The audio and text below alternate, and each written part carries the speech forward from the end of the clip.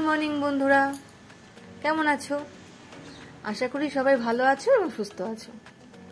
তো রোজকার মতো আজকেও আমি সকালবেলা ঘুম থেকে উঠে ফ্রেশ হয়ে মেডিটেশন করে চলে এসেছি আমার ফুল বাগানে ফুল তুলবো বলে, অবশ্যই ঠাকুরের ফুল। তো এই সকালের ফুল তোলাটা আমার একটা খুব ভালো লাগার কাজ, খুব ভালো লাগে আমার ফুল তুলতে। তারপরে ফুলে নানান রকম প্রজাপতি বসে, তাদের ডানার নানা রকম রং খুব ভালো লাগে আমার দেখতে। তো চলো এখন ফুলগুলো তুলি, তারপরে বাদবাকি কাজগুলো সারবো।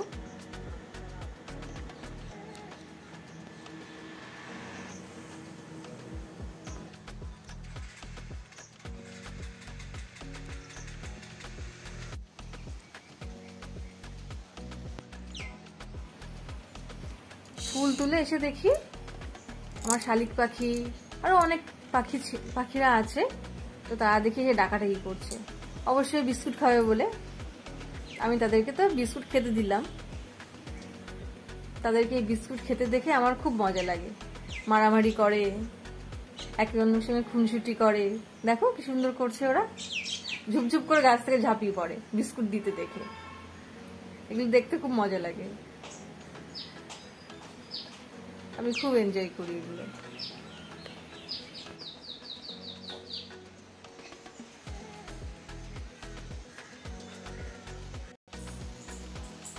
ফুলগুলো আমার বাগান থেকে তুলে নিয়ে আসলাম। কত রকমের ফুল আছে, কুন্দ ফুল আছে, দু রকম জবা আছে, নয়নতারা আছে, শ্বেত অপরাজিতা আছে। আমি ফুলগুলো না চাপা দিয়ে রাখি, নাহলে শুকিয়ে যায়, ফুলগুলো তাপে শুকিয়ে যায়। যখন পুজো দিই শুকনো ফুলে পুজো দিতে ভালো লাগে না, সেই জন্য আমি একটা ভেজা ভালো পরিষ্কার ন্যাকড়া দিয়ে ফুলগুলো চাপা দিয়ে রাখি।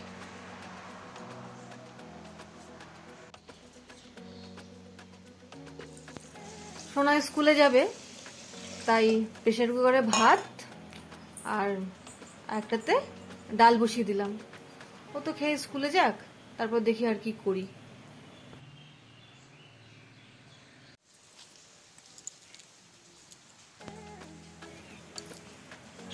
দেখো গাছটা, এটা একটা ধান গাছ, দেখলেই বুঝতে পারবে ধান গাছ এটা।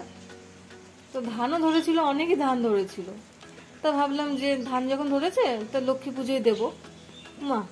তারপর দেখি একদিন কেমন লাগছে, তবে দেখি একটাও ধান নেই। তারপর দেখি একদিন কাঠবিড়ালি এসে সব ধানগুলো খেয়ে নিয়ে গেছে।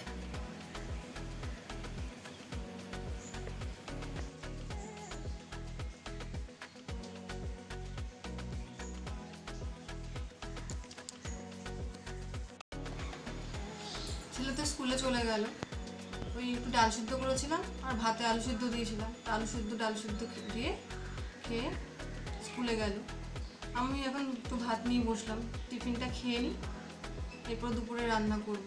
সেই ডুমুরটা কেটে রেখেছিলাম, সেটা তো আর রান্না করা হয়নি, তা ভাবছি আজকে ডুমুরের ঘন্টটা করব, আর দেখি কি করি।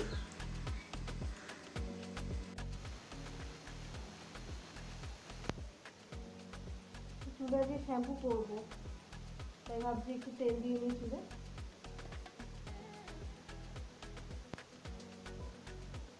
আমার ছেলের খুব দুঃখ, বলে মা আমার না খুব দুঃখ। বলছি কেন, কি হয়েছে?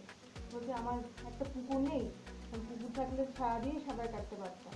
ও সাঁতার কাটতে ভালোবাসে, তো তাই ওর খুব দুঃখ, ওর কেন একটা পুকুর নেই, নিজস্ব একটা পুকুর লাগবে, ও সারাদিন সাঁতার কেটে বেড়াবে। তো বন্ধুরা, আমি দুপুরে রান্না বসিয়ে দিয়েছি। এ দেখো ডুমুরটা সেদ্ধ বসিয়েছি, ভাতও বসিয়ে দিয়েছি। ফ্রিজ থেকে মাছটা বের করে রেখেছি।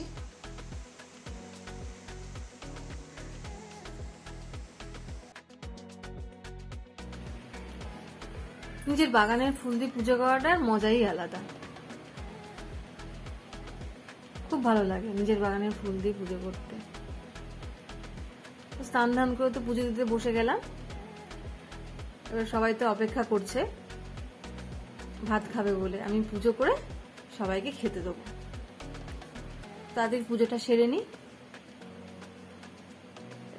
দেখো মা লক্ষ্মীর যে ধানের শীষটা থাকে ওটার মধ্যে একটাও চাল নেই। ইঁদুরের যা উৎপাত হয়েছে সব খেয়ে নিচ্ছে, ইঁদুরের ধানের মধ্যে যে চালগুলো আছে সব খেয়ে নিচ্ছে। কি করে যে তারা ইঁদুরটাকে, খুব মানে উৎপাত করছে ইঁদুরটা।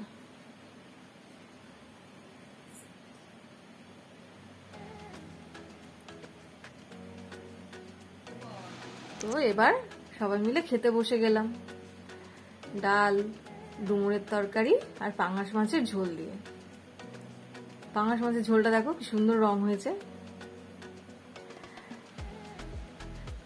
সেই দীর্ঘ অপেক্ষিত ডুমুরের তরকারি কেটে তো রেখেছিলাম, আজকে রান্না করলাম এতদিন পরে।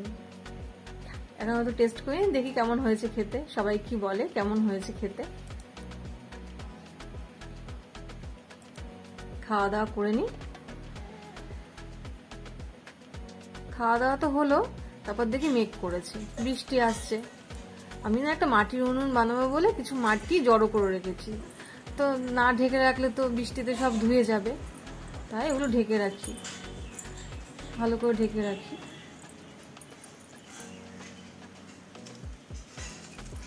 আজ এই পর্যন্তই। তোমাদের যদি আমার ভিডিওটা ভালো লাগে লাইক করো, কমেন্ট করো এবং আমার চ্যানেলটাকে সাবস্ক্রাইব করো। আবার ফিরে আসবো অন্য কোনো ভিডিও নিয়ে। আজকের মতো টাটা।